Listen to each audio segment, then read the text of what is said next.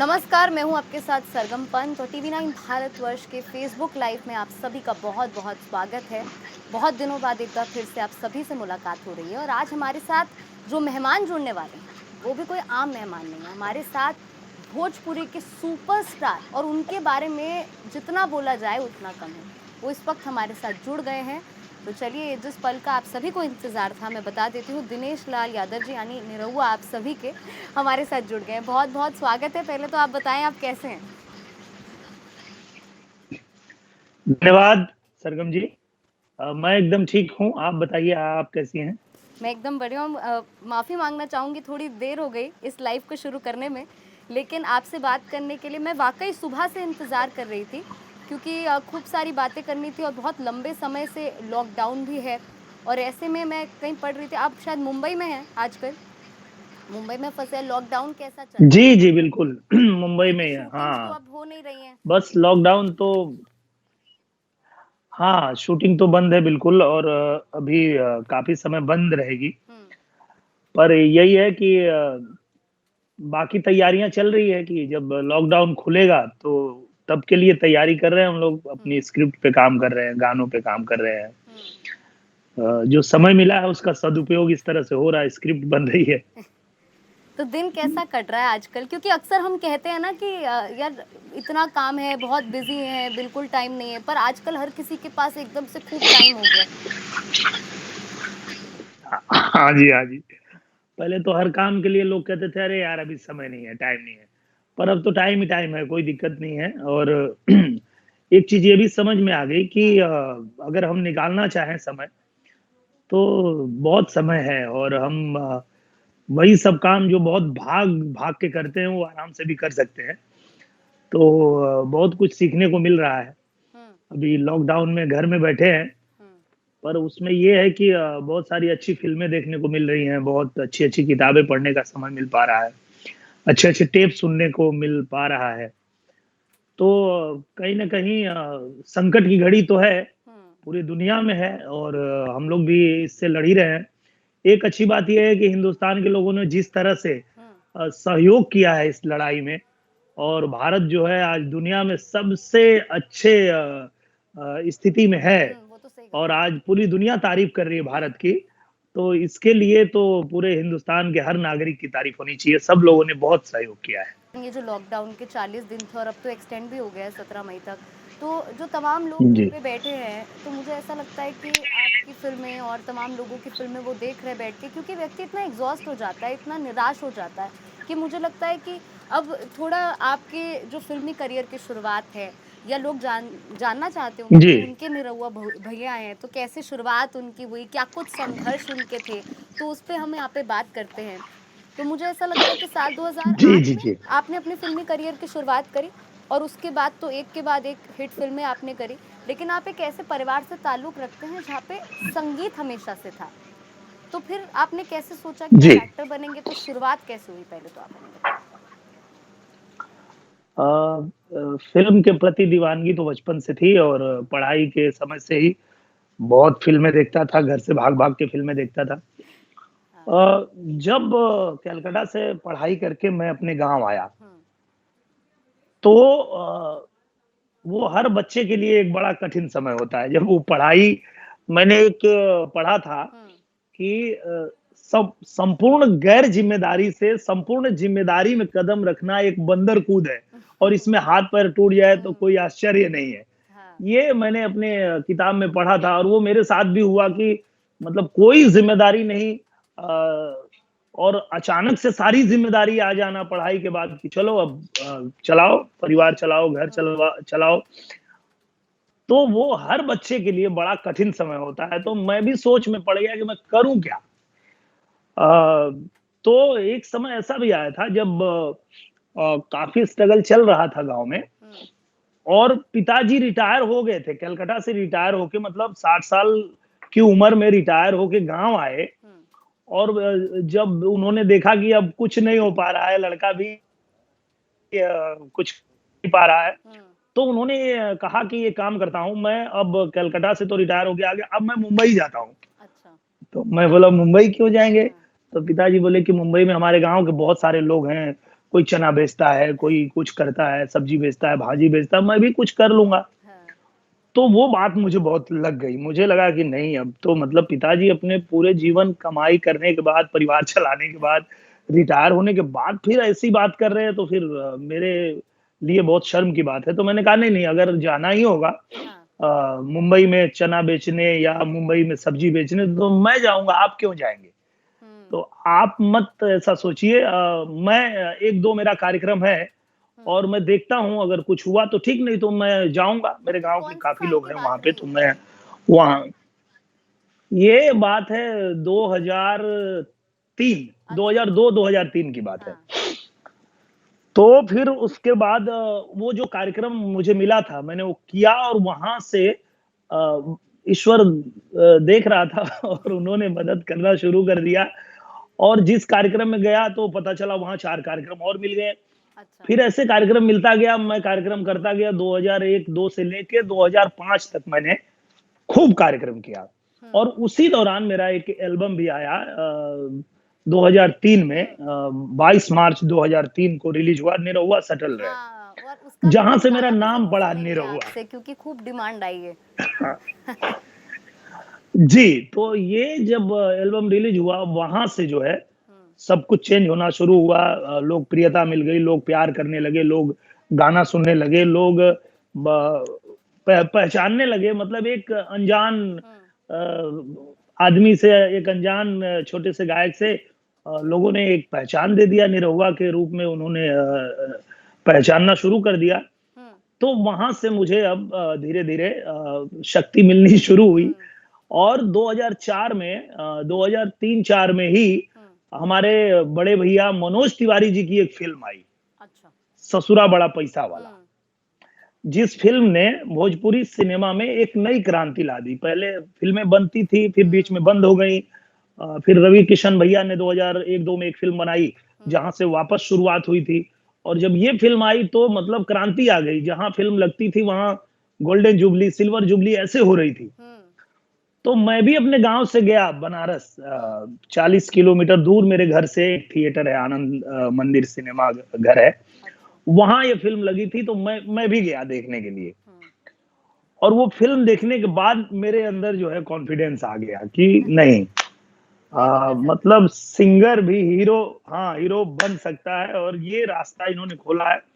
तो मैं शुरू किया और मैंने एक काम ये शुरू किया कि जो एल्बम में हुँ, पहले जैसे रवि भैया, अरे मनोज भैया गाते हुँ, थे या और भी जो सिंगर लोग, भरत शर्मा जी गाते थे, तो गाते ये लोग थे लेकिन इनके गाने पे एक्ट कोई और करता था, हुँ। अभिनय कोई और करता था। हाँ। तो मैंने मैंने अपने एल्बम में गाने पे खुद ही अभिनय शुरू किया। मैं बोला नहीं, मेरा गाना है तो मैं ही करूँगा। हुँ, और बचपन से वो था भी मेरे अंदर कि मुझे करना है, मुझे भी टीवी पे दिखना है। बचपन से ही वो हुँ। मन में बात तो थी ही। तो बस तो फिर वो एल्बम में मैंने एक्सपेरिमेंट करना जो शुरू किया और कामयाब हो गया। कामयाब हो गया और वो एल्बम जो है निरहुआ सटल रहे। हाँ। रिलीज़ हुआ था, खूब हर घर में बज रहा था, सबके पास उस समय सीडी और वीसीडी का ज़माना था। हुँ, तो एक प्रोड्यूसर हैं श्रीवास्तव जी, हुँ, वो एक फ़िल्म बनाना चाह रहे थे। भोजपुरी भाषा को भाषा के रूप में मान्यता मिलनी चाहिए, इसके ऊपर वो एक फ़िल्म बना रहे थे। और उसके लिए वो गए थे राजपाल यादव भैया के पास। अच्छा। उनको उन्होंने अप्रोच किया, तो डेट का उनका नहीं हो पाया, तो फिर वो घर आ गए और अपने ससुराल गए। हुँ, ससुराल गए तो उनकी सासू ने पूछा कि बहुत परेशान लग रहे हैं आप, क्या बात है? तो उन्होंने कहा एक फ़िल्म बनाना चाह रहा हूँ लेकिन ऐसा-ऐसा है, हुँ। तो एक्टर नहीं मिल रहा है। तो बोले अरे तो ये लो ना, उन्होंने एक सीडी उठाया, वो जो घर में पड़ी थी और बोला ये लड़के को देखो, इसको लेके बनाओ। अच्छा। तो उन्होंने वो मेरा गाना देखा जो हर किसी को पसंद था, औरतें बहुत पसंद करती थी। हुँ, गुजुर गुजुर आँख करे मार भयल झौआ, बलम हो ले औता तेल गमकौआ, बलम हो ले औता तेल गमकौआ। तो ये औरतों में बहुत ये हुँ, गाना जो है प्रचलित हुआ था, बहुत उनको पसंद आया था। हुँ। तो वहाँ से उन्होंने मुझे पकड़ा, फिर मैंने वो फ़िल्म साइन की, हमका ऐसा वैसा ना समझा। हुँ, 2005 में 4 में हम लोगों ने शूटिंग कर लिया था, हुँ। पर पहले वो रिलीज़ नहीं हुई। रिलीज़ हुई एक और फ़िल्म, अच्छा। जो सुधाकर पांडे जी ने मनोज भैया को लेके फ़िल्म बनाई थी। ससुरा बड़ा पैसा वाला। वो उन्होंने मुझे छैला बिहारी जी और कल्पना जी को लेके एक फ़िल्म बनाई। हुँ, फ़िल्म का नाम था चलत मुसाफिर मोलियो रे, और वो 2005 में रिलीज़ हुई। अच्छा।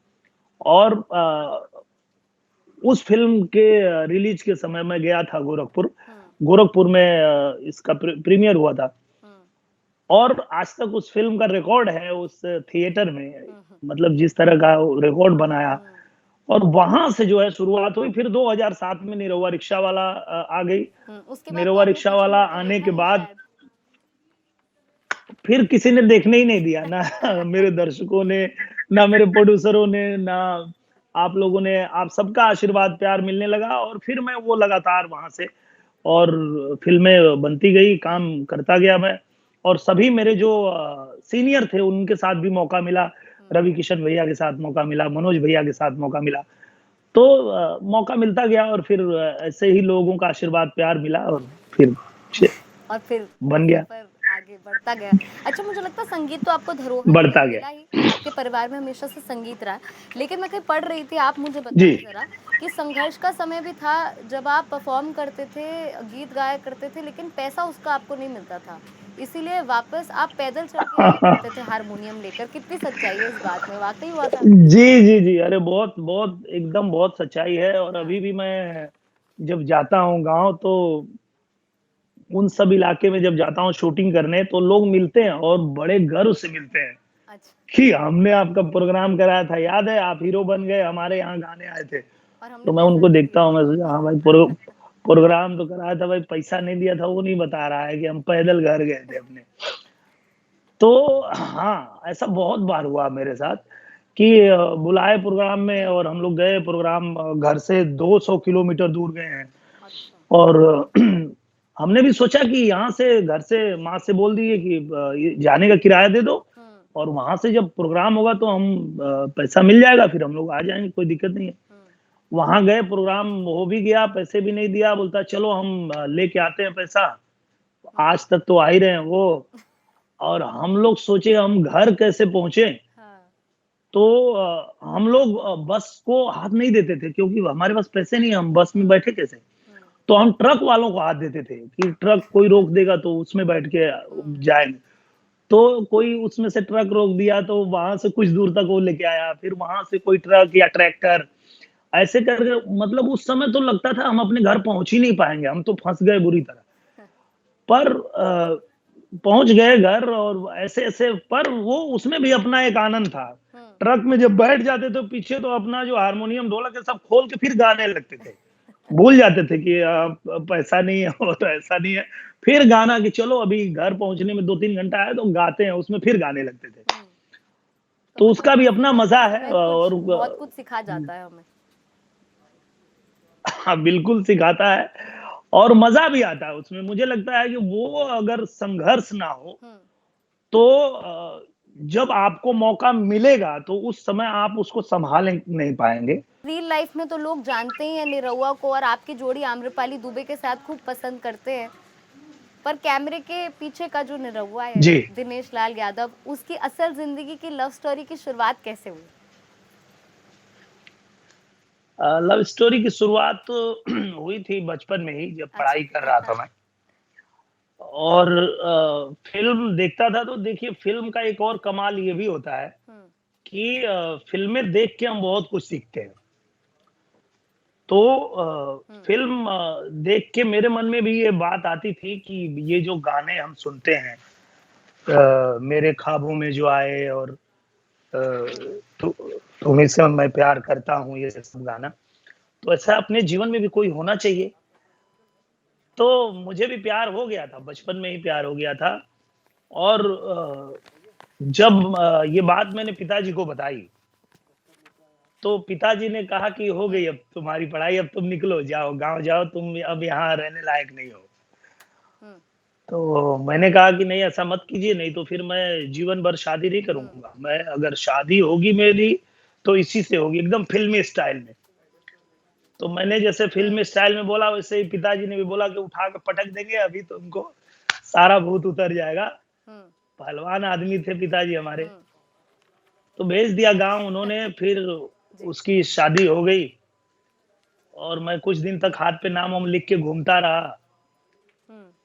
फिर सोच लिया कि जाने दो ये अच्छा, चैप्टर ही मुझे खत्म लगता है करो कि जीवन आप से अब अब मैं सॉरी बीच में इंटरप्ट पूरा कर रही हूँ, यहाँ पर कोई टेक्निकल इश्यू भी हो रहा है और मुझे लगता है नहीं इतने सवाल हैं मेरे पास और जो दर्शक हैं वो भी इस लाइव को इतना पसंद कर रहे हैं, उनके पास भी यहाँ पे कई सवाल हैं। जी। तो पहले तो बहुत-बहुत शुक्रिया हमारे साथ बात करने के लिए और अगर एक बार और बातचीत करने का आपके साथ मौका मिले, मुझे लगता है कि सौभाग्य होगा हमारा आपसे बात करने के लिए, क्योंकि खूब सारी बातें जो रह गई और ये जो किस्सा है आपकी प्रेम कहानी का वो भी रह गया है।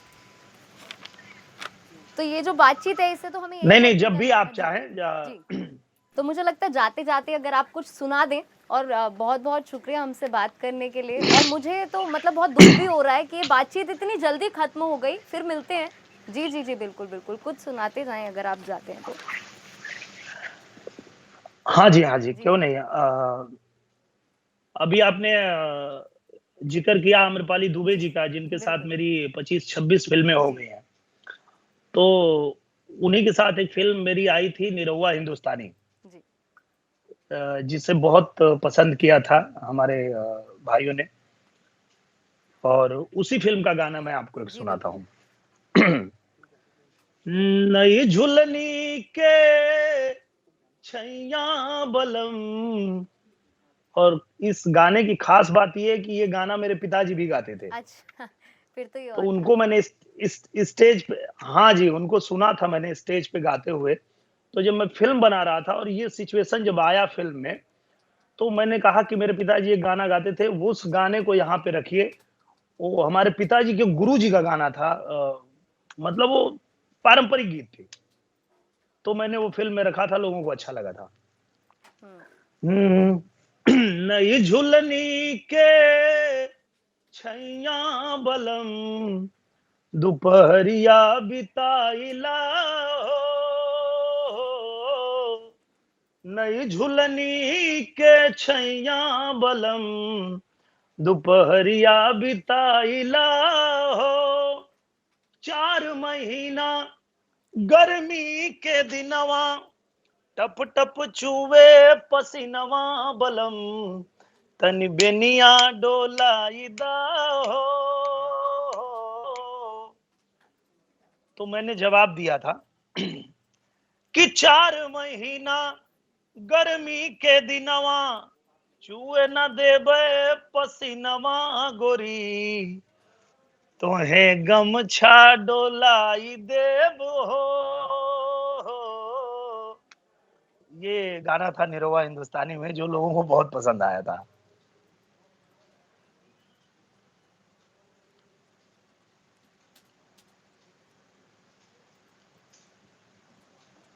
आवाज आ रही है मेरी आपको? जी, जी। बहुत-बहुत शुक्रिया। हम बस यही आशा करते हैं आप इसी तरीके से हमारा मनोरंजन करते रहें और तरक्की करते रहें और कोशिश यही रहेगी कि एक बार फिर से आप टीवी 9 भारतवर्ष के साथ जुड़ें और हमारे दर्शकों के साथ बात करें। बहुत-बहुत शुक्रिया। बहुत बहुत धन्यवाद और सभी भाई बहनों को जो देख रहे हैं उन सबको भी प्रणाम करता हूँ जी। और आप लोग आशीर्वाद प्यार ऐसे ही बनाए रखिए और टीवी 9 भारतवर्ष के जितने दर्शक हैं सबको प्रणाम करता हूँ मैं।